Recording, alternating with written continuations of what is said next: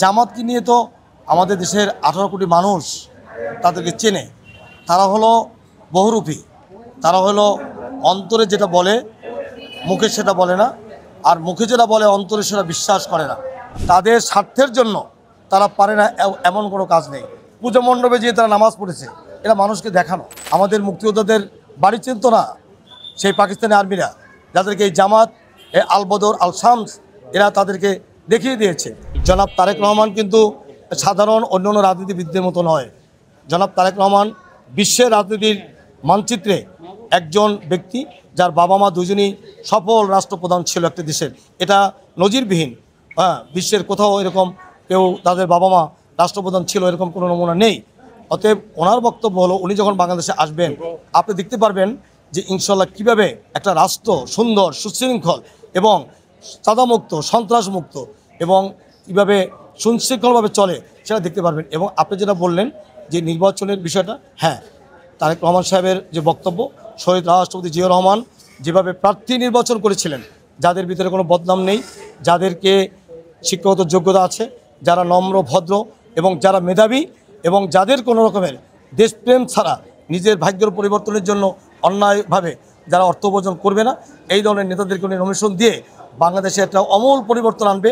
এবং উনি বলে দিয়েছেন যে কোনো রকমের কোনো যেন অসৎ কোনো কাজে আমাদের কর্মীরা লিপ্ত না হয়, এবং কর্মীরা প্রতিদিন আমাদের জনগণের কাছে যাবে এবং ধানের শীষের পক্ষে ভোট দেওয়ার জন্য তারা তাদেরকে বলবে এবং আমাদের 31 দফা জনগণের কাছে উপস্থাপন করবে।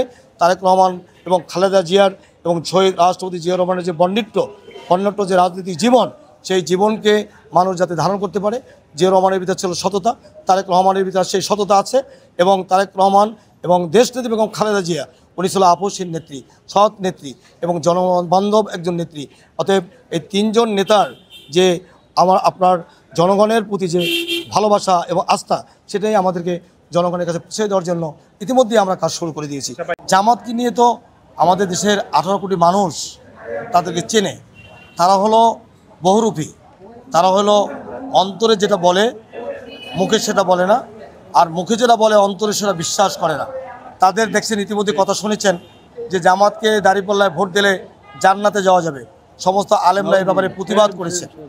জান্নাতে কে যাবে কি যাবে না সেটা একমাত্র মহা রব্বুল আলামিন উনিই নির্ধারণ করবেন। আমাদের একমাত্র প্রভু, আমাদের একমাত্র রব, আমাদের সে আল্লাহ।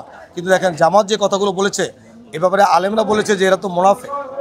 অতএব এদের ব্যাপারে কী বলবো, আপনি 5 আগস্টের পরে বলেছেন তাদের স্বার্থের জন্য তারা পারে না এমন কোনো কাজ নেই। পূজা মণ্ডপে যেয়ে তারা নামাজ পড়েছে, এটা মানুষকে দেখানো। অতএব আমাদের উচিত, বাংলাদেশের 18 কোটি মানুষের উচিত, যারা স্বাধীনতার যুদ্ধে যারা আমাদের মুক্তিযোদ্ধাদেরকে হত্যা করেছে, যারা আমাদের ভাইদেরকে হত্যা করেছে, যারা আমাদের মুক্তিযোদ্ধাদের বাড়ি চিনত না সেই পাকিস্তানি আর্মিরা, যাদেরকে এই জামাত, আল বদর, আল শামস এরা তাদেরকে দেখিয়ে দিয়েছে এবং আমাদের বন্দীরকে ধরে ধরে নিয়ে ক্যাম্পে, আর্মির ক্যাম্পে দিয়েছে, পাকিস্তানি ক্যাম্পে। সেখানে আমাদের বন্দীর উপরে পাশবিক নির্যাতন করা হয়েছিল এবং আমাদের হাজার হাজার বোনকে সেই নির্যাতনের মধ্য দিয়ে যখন তারা গর্ভবতী হয়েছে তখন তারা আত্মহত্যা করেছে। সেই বন্ধের আজ পর্যন্ত তারা ক্ষমা চায় নাই। অতএব এই জামাত একটি মুনাফিক সংগঠন, এই জামাত একটা রাজাকার, আল বদর, আল শাম।